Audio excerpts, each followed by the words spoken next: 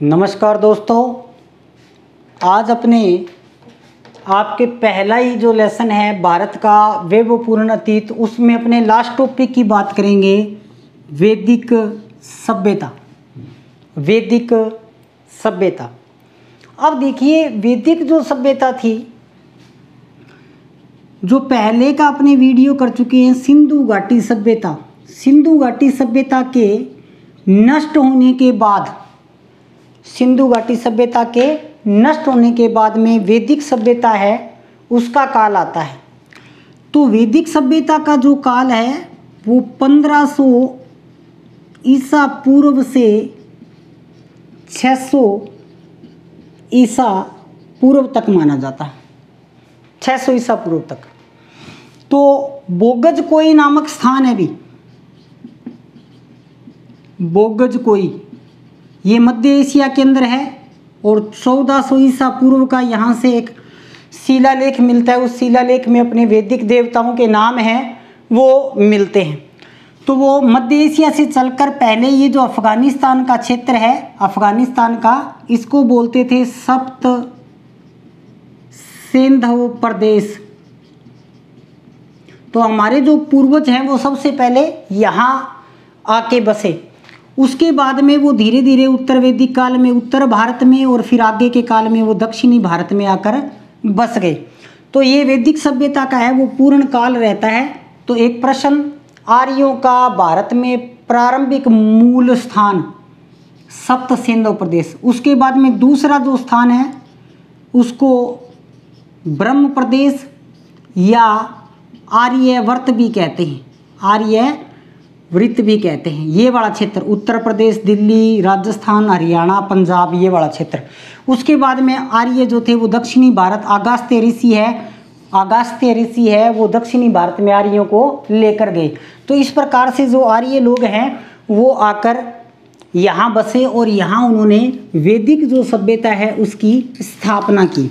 तो बहुत ही important topic है, बड़ा ही ध्यान से पढ़ना, क्योंकि वेद, अन्य वेदों के बारे में जानकारी है और सारे ही प्रश्न की दृष्टि से सारे ही जो तथ्य हैं वो महत्वपूर्ण रहेंगे। अब सबसे पहले देखिएगा आप, जो वैदिक सभ्यता है ना, इसके दो भाग हैं। इन दो भागों की यदि मैं आपसे बात करूं भी, दो भाग कौन कौन से हैं, तो एक को तो अपने बोलते हैं ऋग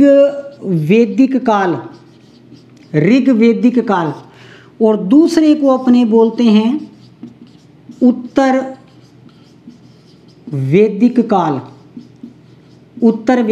काल। अब देखिए, दो अलग अलग बोलने का कारण क्या है। ऋग्वैदिक काल यानी कि इस समय में केवल और केवल ऋग्वेद की रचना हुई। उत्तर वैदिक काल की यदि मैं बात करूं तो उत्तर वैदिक काल में बचे हुए तीनों वेद, उपनिषद, पुराणे, आरण्यक, ब्राह्मणीय ग्रंथ, ये स्मृतियाँ, ये सारी चीज़ें इस काल में रचेगी। अब देखिएगा, दो भाग हो गए, ऋग्वैदिक काल, उत्तर वैदिक काल।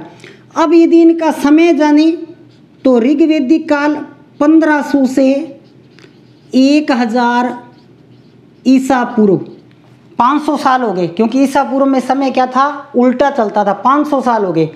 फिर उत्तर वैदिक काल की यदि मैं समय की बात करूं तो 1000 से 600 ईसा पूर्व, यानी कि BC, बिफोर क्राइस्ट, BC, ईसा पूर्व में चल रहे हैं अभी तक अपने। ठीक है। अब देखिएगा, ये जो वैदिक सभ्यता, इसके दो भाग है, यानी कि अपने को दो पार्टों में ये पढ़नी पड़ती है। ऋग्वैदिक 1500 से 1000, उत्तर वैदिक 1000 से 600।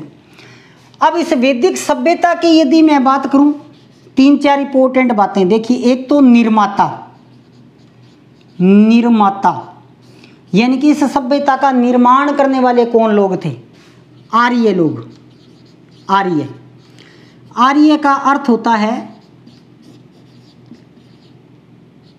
श्रेष्ठ या उत्तम। और सिंधु सभ्यता के निर्माता कौन थे, सर्वमान्य मत क्या है, सिंधु सभ्यता के निर्माता द्रविड़ लोग थे। तो ऐसे ही डिफरेंस करना आपने, सिंधु सभ्यता के द्रविड़ थे, जबकि आर्य सभ्यता के निर्माता कौन है, वैदिक सभ्यता के निर्माता कौन है? आर्य। और आर्य शब्द का अर्थ होता है श्रेष्ठ या उत्तम, श्रेष्ठ मानव या उत्तम मानव। अब देखो ये जो वैदिक सभ्यता है ये पूर्णतः ग्रामीण सभ्यता है, ग्रामीण सभ्यता है, यानी कि इसके अंदर गांवों के अंदर ही लोग बसते थे। जबकि सिंधु सभ्यता क्या थी? शहरी। अपने नगर नियोजन लिख के है ना सिंधु सभ्यता का नगर नियोजन, यानी कि वो शहरी थी और ये क्या है? ग्रामीण है। ठीक है। कृषि प्लस पशुपालन, खेती होती थी और पशुपालन होता था। जबकि सिंधु सभ्यता में क्या होता था? विदेशी व्यापार भी होता था। फिर नेक्स्ट देखिए आप, पूर्णतः ग्रामीण सभ्यता है, कृषि और पशुपालन। और नेक्स्ट चीज आप देखिए कि पितृसत्तात्मक सभ्यता थी। इसकी बात अपने सामाजिक व्यवस्था में भी करेंगे। जबकि सिंधु सभ्यता क्या थी? मातृसत्तात्मक थी। एक लास्ट बात और, भाषा संस्कृत और लिपि ब्राह्मी। प्रारंभ में आपको ये 5-6 बातें याद रखनी है।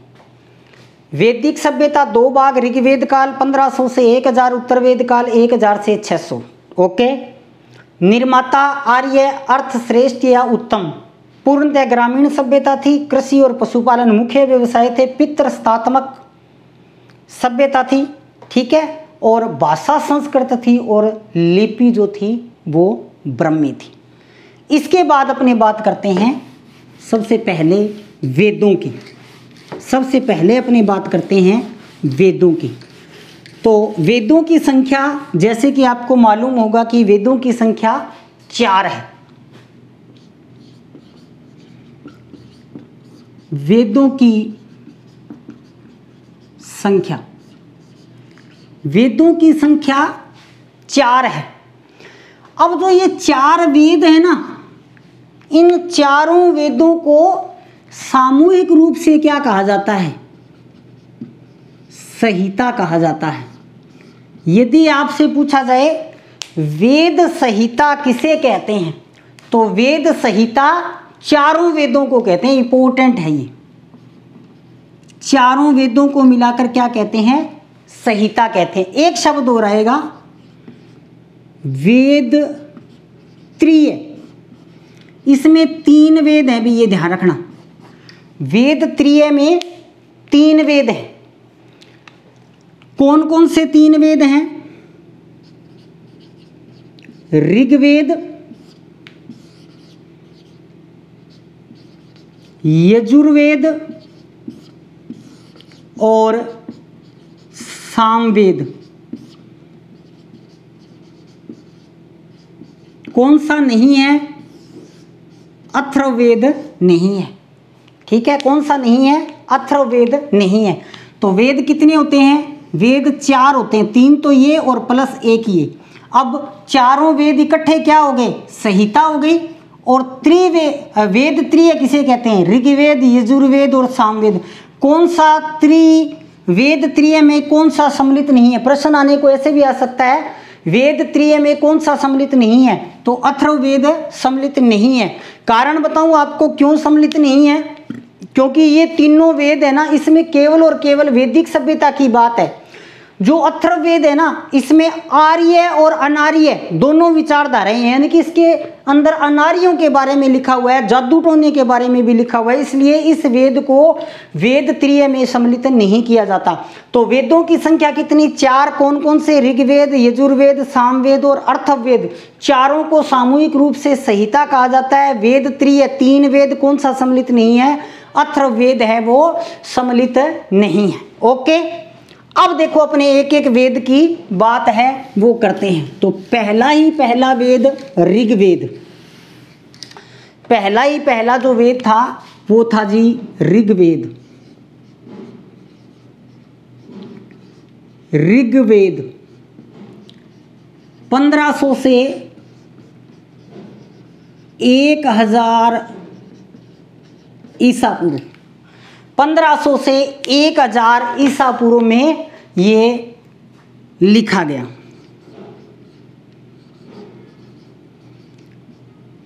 ऋचाओं में बद्ध होने के कारण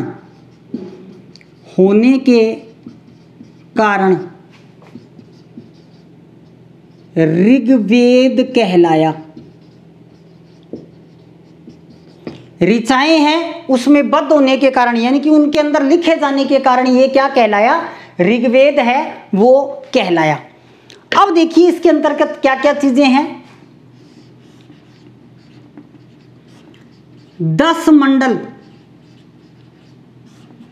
1028 सूक्त, 10,552 मंत्र। 10 मंडल है, आप ऐसे कह सकते हो इसके 10 भाग हैं। मंडल का मतलब 10 भाग हैं, 10 अध्याय हैं। उन 10 अध्यायों में 1028 सूक्त, यानी कि जिसको आप टॉपिक कहते हो, अलग अलग 1028 टॉपिक है। 1028 टॉपिकों में 10,552 मंत्र है, या उसको उल्टा भी कर सकते हो भी 10,552 मंत्रों से कितने बने सूक्त, 1028, और 1028 सूक्तों से कितने भाग बन गए, कितने मंडल बन गए, 10 मंडल हैं वो बन गए। ठीक है, इसके बाद में क्या ध्यान रखना है, इसके बाद में ध्यान रखना है प्रथम व 10वां मंडल सबसे अंत में जोड़े गए। पहला और इसका लास्ट मंडल है वो सबसे अंत में जोड़े जाते हैं इनके अंदर। अब देखिए ऋग्वेद के समय क्या हुआ था, जैसे 1500 से 1000 ईसा पूर्व का टाइम है, तो क्या हुआ स्टार्टिंग में जो मैंने आपको बताया भी, आर्य लोग 1500 ईसा पूर्व में भारत में आए। आते ही उन्होंने क्या किया, ये ऋग्वेद है ना, प्रारंभ में वेद जो है वो अपौरुष है। 2 बातें और ध्यान रखनी है, यहाँ पहले बीच में बता रहा हूँ, फिर उसको कंटिन्यू करेंगे। वेद अपौरुषेय है, अपौरुषेय है। इसका मतलब क्या है, इसका मतलब, इसका अर्थ ये है कि ये किसी पुरुष की रचना नहीं है, यानी कि किसी व्यक्ति ने नहीं लिखा। तो ब्रह्मा जी ने बोला था, और जिन व्यक्तियों ने इसको सुना और सुनकर मौखिक याद रखा उनको क्या कहा गया, ऋषि कहा गया। फिर 200-300 साल बीत गए, और 200-300 साल बीतने के बाद में इनको लिखना शुरू किया गया। भी ऋषियों ने ये देखा भी अपने को तो मौखिक याद है, आगे वाली आने वाली पीढ़ियों को मौखिक याद रहेगा या नहीं रहेगा, तो इसको लिपिबद्ध करना प्रारंभ किया गया। इसलिए वेदों को अपौरुषेय या श्रुति ग्रंथ भी कहते हैं, श्रुति ग्रंथ भी कहते हैं। श्रुति मतलब याद रखना, भी उन्होंने याद रखा था। लिपिबद्ध तो इनको बहुत बाद में किया गया। ठीक है, तो जब पहले लिखना प्रारंभ किया गया, जब तब क्या किया गया, 2 से लेकर और 9 तक के मंडल लिखे गए। फिर ये माना गया कि पहले मंडल में सृष्टि का निर्माण वगैरह कैसे हुआ ये अपने ने नहीं लिखा, तो पहला और 10वां मंडल सबसे लास्ट में जोड़ा गया। अब देखिए अपने पास 4 वेद हैं, चारों वेदों में ये चीजें हैं भी, कौन से में कितने मंडल हैं या कितने मंत्र हैं, वो चीजें तो आपको याद रखनी है। इसके अलावा 3 बहुत ही इंपॉर्टेंट बातें हैं, वो आपने याद रखनी है। वो आपसे पूछा जा सकता है। आपकी क्लास 12 की किताब के इस लेसन के लास्ट में एक टेबल दिया गया है, उस टेबल से भी आप सहायता ले सकते हो, या यहाँ मैं आपको सारा कुछ बता रहा हूँ क्या क्या चीजें हैं। देखिए, एक तो उपवेद, ठीक है, दूसरी चीज क्या है, ब्राह्मण ग्रंथ, और तीसरी चीज है मंत्र को गाने वाला ऋषि, मंत्र को गाने वाला ऋषि। ये 3 चीजें हैं वो आपने प्रत्येक वेद में याद रखनी है। तो ऋग्वेद 10 मंडल 1028, सूक्त 10,552 मंत्र, ठीक है। प्रथम और 10वां मंडल सबसे अंत में जोड़ा गया। अब देखो ऋग्वेद का जो उपवेद है वो आयुर्वेद है, अलग अलग होंगे सभी के। आयुर्वेद, ऋग्वेद का उपवेद क्या है? आयुर्वेद है, ठीक है। इसके बाद में ब्राह्मण ग्रंथ की बात करते हैं कि ऋग्वेद का ब्राह्मण ग्रंथ कौन सा है? ऐत्रेय व कौशिकी।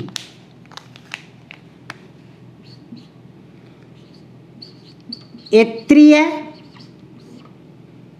और दूसरा है कौशिकी भी लिखते हैं और तिकी भी लिखते हैं, कौशिकी। गाने वाला, मंत्रों को गाने वाला ऋषि होता या होत्र ऋषि। ये 3 चीजें आपने इंपॉर्टेंट है, ध्यान रखनी है। तो ऋग्वेद में आपने ये चीजें ध्यान रखनी है, ध्यान से देख लेना इसको। इसके बाद में अपने बात करते हैं दूसरे वेद की, यजुर्वेद की। दूसरे वेद की बात करते हैं, यजुर्वेद की।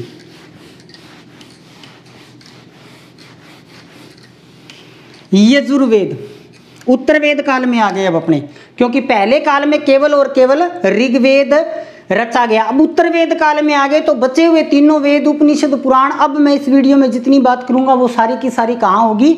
वो सारी की सारी बात होगी उत्तर वैदिक काल की, ठीक है। यानी कि अपने पार्ट नंबर 2 की 1000 से 600 BC ईसा पूर्व में। और यहाँ अपने बात करेंगे यजुर्वेद की, यजुर्वेद की। अब देखिएगा जो शब्द है ना यजु, यजु का अर्थ यज्ञ होता है, यज्ञ होता है। पुराने समय में बहुत सारे यज्ञ किए जाते थे।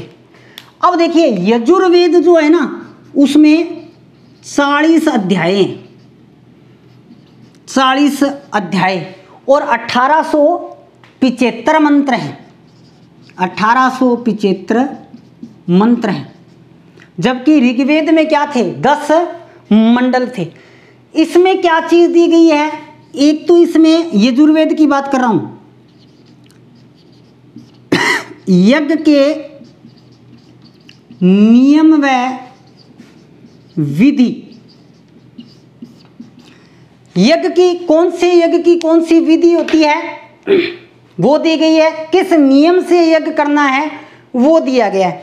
अब देखिएगा यजुर्वेद की 2 बहुत ही इंपॉर्टेंट बातें जो अन्य किसी भी वेद में नहीं है, ये आपने ध्यान रखनी है, भी बहुत ही इंपॉर्टेंट है, बहुत ही इंपॉर्टेंट है। क्या चीज? देखिए एकमात्र वेद जो गद्य व पद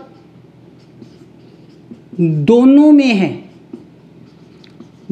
में है, यानी कि ये गद्य में भी लिखा गया है और पद में भी लिखा है। गद्य साधारण भाषा और पद जो अपने दोहों की या चौपाई की जो भाषा होती है उसमें भी लिखा गया है।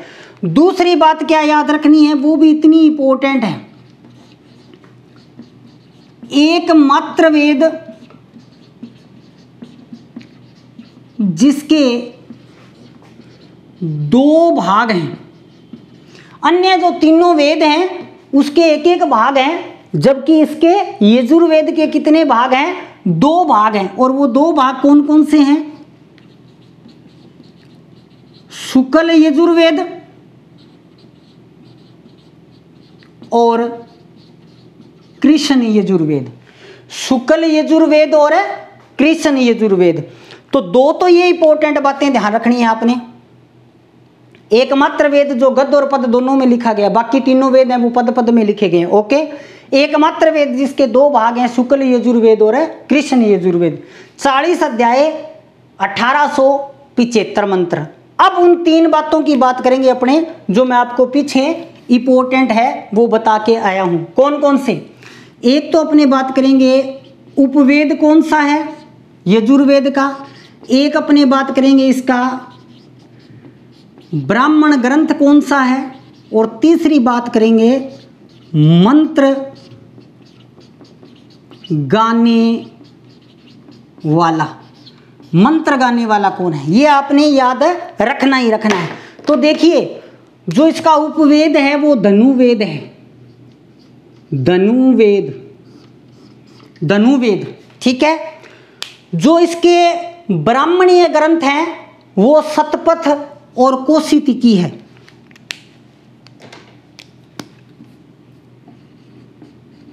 शतपथ व कौशिकी, शतपथ ओ सॉरी कौशिकी तो उसका आ गया ना, किसका, ऋग्वेद का। इसका शतपथ व तैत्तिरीय है, शतपथ व तैत्तिरीय है, ठीक है, ध्यान रखना, शतपथ व तैत्तिरीय। मंत्र गाने वाला व्यक्ति, तो मंत्र गाने वाला व्यक्ति अध्वर्य, इंपॉर्टेंट, अध्वर्य, मंत्र गाने वाला व्यक्ति अध्वर्य, ठीक है। एक बात और ध्यान रखना, इसमें गणित का भी जिक्र है। तो 10 की घात 12 यानी कि 10 की 12 तक संख्याएं दी हैं। तो क्या क्या याद रखना है आपने यजुर्वेद में, यजुर्वेद का अर्थ यज्ञ, 40 अध्याय, 1875 मंत्र, ओके। यज्ञ के नियम और विधियां दी गई हैं। इंपॉर्टेंट बात, एकमात्र वेद जो गद्य और पद दोनों में है, एकमात्र वेद जिसके 2 भाग हैं, शुक्ल यजुर्वेद और कृष्ण यजुर्वेद। इसके उपवेद का नाम धनुवेद है। इसके ब्राह्मण ग्रंथ हैं वो शतपथ और तैत्तिरीय हैं। मंत्र गाने वाला अध्वर्य है कहलाता है, ठीक है। तीसरा वेद अपने लेंगे सामवेद, तीसरा वेद अपने लेंगे सामवेद। साम जो वेद है ना वो भारतीय संगीत का मूल है भी, इस चीज को याद रखना। नंबर 3 सामवेद। पहले तो साम का अर्थ जान ले अपने, क्या होता है। जो साम शब्द है इसका अर्थ होता है गान, यानी कि गाना, आप कह सकते हो गान। और ये भारतीय संगीत का मूल है, भारतीय संगीत का मूल ग्रंथ है। यानी कि मैं आपसे कह सकता हूं कि भारतीय संगीत जो है उसकी शुरुआत जो है वो सामवेद से होती है। अब देखिएगा 1801 मंत्र हैं तथा 75 मंत्र नए हैं। ये कैसे है, क्या ध्यान रखना है आपने। इसमें कुल 1801 मंत्र हैं जिसमें से 75 मंत्र क्या है, नए हैं। तो बाकी मंत्र क्या हैं, बाकी मंत्र ऋग्वेद वाले ही हैं। यानी कि बाकी के जितने भी मंत्र हैं वो ऋग्वेद के हैं, केवल और केवल 75 मंत्र इसमें क्या किए गए हैं, नए जोड़े गए हैं, जो सारे के सारे सूर्य की स्तुति में गाए गए हैं, सारे के सारे सूर्य की स्तुति में गाए गए हैं। अब वही 3 बातें, उपवेद, ब्राह्मण ग्रंथ और मंत्र गाने वाला, मंत्र गाने वाला। तो देखिएगा उपवेद गांधर्व वेद है। कौन सा, गांधर्व वेद।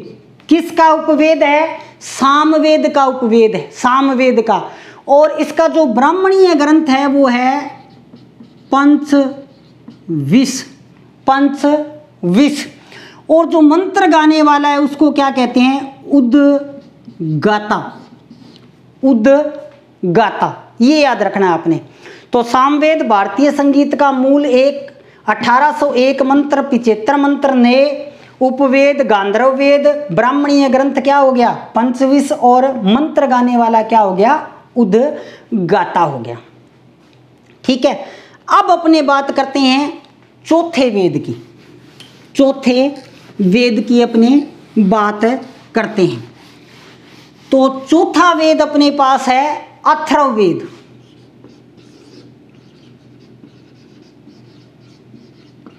अथर्ववेद, अथर्व जो वेद है दोस्तों 20 अध्याय हैं इसके अंदर।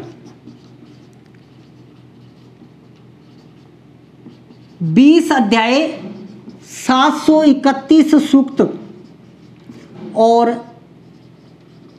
6000 मंत्र। 6000 मंत्र, 20 अध्याय, 731 सूक्त और 6000 मंत्र। आर्य व अनार्य विचार धाराएं हैं, यानी कि आर्यों के बारे में भी लिखा हुआ है और अनार्य जो भारत के मूल निवासी थे उनके बारे में भी लिखा हुआ है। इसीलिए इसको क्या किया गया है वेद त्रय से अलग रखा गया है। वेद त्रय से अलग रखा गया है। और इसमें देखिए क्या क्या है, एक इसमें ब्रह्म ज्ञान की जानकारी है, एक इसमें रोग निवारण की जानकारी है, एक इसमें जादू टोने की जानकारी है। ये बहुत बार प्रश्न आ चुका है भी प्रतियोगी परीक्षा में, कौन से वेद में जादू टोने की जानकारी मिलती है। मोस्ट इंपॉर्टेंट चीज है ये, मोस्ट इंपॉर्टेंट चीज है, बहुत बार आ चुकी है, याद रखना है। तो ब्रह्म ज्ञान, रोग निवारण और जादू टोने की जानकारी है वो अपने को इसके अंतर्गत मिलती है। अब देखिए उपवेद, ब्राह्मण ग्रंथ और मंत्र गाने वाला, ये तीन चीजें आपको प्रत्येक चारों के अंदर करनी है। तो इसका उपवेद जो है ना वो शिल्प वेद है, शिल्प वेद, शिल्प वेद। और इसका जो ब्राह्मणीय ग्रंथ है वो गोपथ है भी, गोपथ। मंत्र गाने वाला ब्रह्म ऋषि है, मंत्र गाने वाला ब्रह्म ऋषि है, इसीलिए इसको ब्रह्म वेद भी कहते हैं। इसीलिए इसको क्या कहते हैं ब्रह्म वेद भी कहते हैं। इसके अलावा अर्थवेद में सभा व समिति, जब अपने राजनीति करेंगे उसमें ये आएगा। सभा और समिति को अर्थवेद में प्रजापति यानी कि राजा की 2 पुत्रियां कहा गया है, 2 पुत्रियां कहा गया है। तो 4 वेद, चारों वेदों में किस में कितने अध्याय कितने मंत्र हैं वो बात आपने याद रखनी है। सबसे इंपॉर्टेंट बात आपने याद रखनी है कौन से वेद का उपवेद कौन सा है, कौन से वेद का ब्राह्मणीय ग्रंथ कौन सा है और कौन से वेद को गाने वाला ऋषि कौन है। इसके अलावा अपने को जो वैदिक साहित्य है उसमें और क्या मिलता है,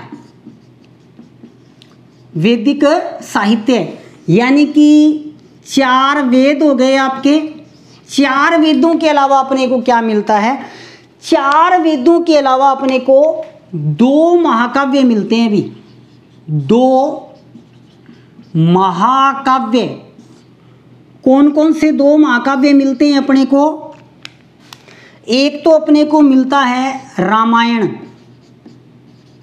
रामायण, और दूसरा अपने को मिलता है महाभारत। रामायण और महाभारत, रामायण जो है वो महर्षि वाल्मीकि ने लिखी थी। रामायण के रचयिता कौन, महर्षि वाल्मीकि। और महाभारत के रचयिता कौन है, वेद व्यास, वेद व्यास। अब देखिए प्रारंभ में जो रामायण थी ना उसमें 12,000 मंत्र थे, धीरे धीरे करके उसमें मंत्र जुड़ते गए और वर्तमान में कितने मंत्र हैं, 25,000 मंत्र हैं, 25,000 मंत्र है। महाभारत ये इंपॉर्टेंट है, अभी थोड़ा सा ध्यान कर लेना यहाँ पे। महाभारत जो है ना उसमें प्रारंभ में 8800 श्लोक थे, 8800 श्लोक, यानी कि प्रारंभ में 8800 श्लोक थे। जैसे इसमें 12,000 थे, बाद में इसमें 25,000 हो गए। इसमें 8800 श्लोक थे, और जब इसमें 8800 श्लोक थे तो इसका नाम क्या था? इसका नाम था जय संहिता। फिर इसमें क्या हो गया? 25,000 श्लोक हुए। जब 25,000 श्लोक हो गए तो इसका नाम हो गया भारत। फिर इसमें 1,00,000 श्लोक हो गए। जब इसमें 1,00,000 श्लोक हो गए तो इसका नाम क्या हो गया? महाभारत। ये याद रखना है। ये प्रश्न आज से 7-8 साल पहले बोर्ड के पेपर में पूछा जा चुका है। महाभारत का प्रारंभिक नाम क्या था? महाभारत का प्रारंभिक नाम जय संहिता था। जय संहिता। श्लोक पूछे 8800, भारत हुआ तो 25,000 और महाभारत हुआ तो अब वर्तमान में 1,00,000 से ऊपर इसके अंदर श्लोक है वो है। तो 2 महाकाव्य। ठीक है। इसके बाद में अपने बात करते हैं ब्राह्मण ग्रंथ भी। ब्राह्मण ग्रंथ,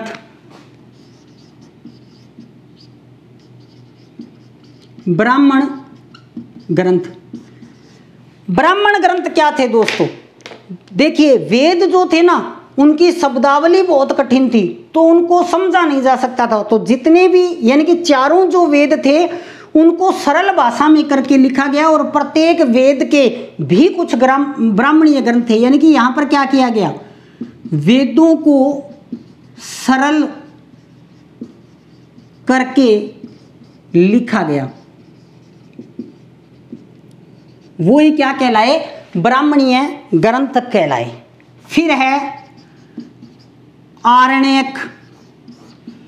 आरण्यक के अंदर भी अपने को क्या मिलती है? दार्शनिक जानकारी मिलती है, यानी कि रहस्यवादी प्रश्न मिलते हैं, दार्शनिक जानकारी। और जंगल में एकांत में लिखने के कारण इनको क्या कहा गया? आरण्यक है वो कहा गया। उसके बाद में है वेदांग। और एक शब्द मैं और लिख देता हूं, देखो कंफ्यूज मत हो जाओ। वेदांग, वेदांत, दोनों में अंतर है। भी वेदांग जो है ना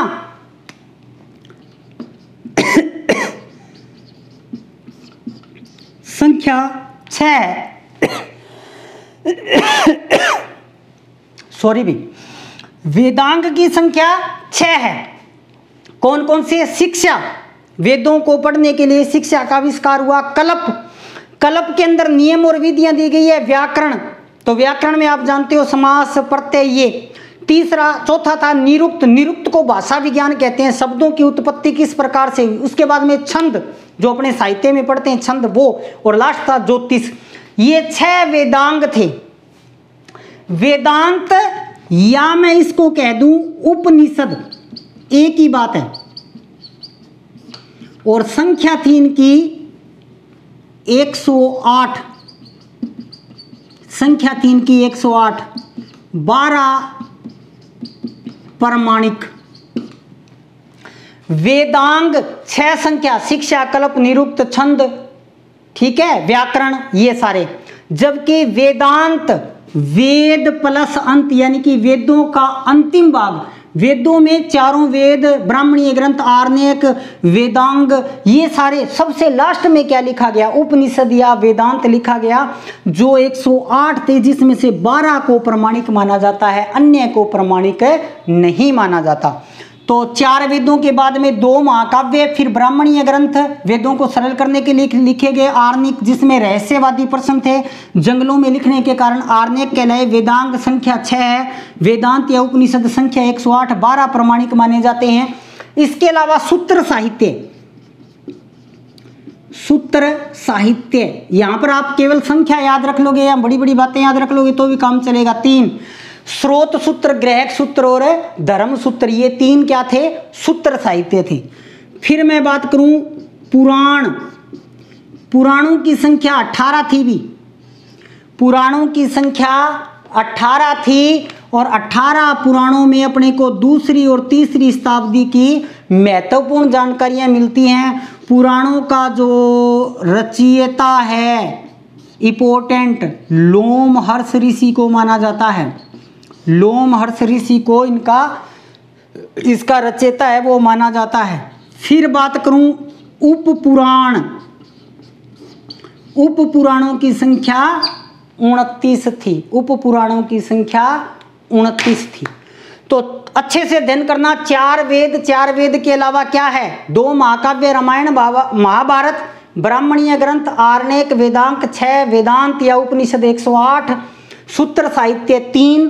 ठीक है, पुराणों की संख्या 18, पुराणों का रचयिता लोमहर्ष और उप पुराणों की संख्या 29। ठीक है, इसके बाद में वैदिक साहित्य के अंदर राजनीति कैसी थी, धर्म कैसा था, अर्थव्यवस्था कैसी थी, इन सब की बातें अपने नेक्स्ट वीडियो में करेंगे और नेक्स्ट वीडियो में आपका ये लेसन भी कंप्लीट हो जाएगा। जय हिंद, जय भारत।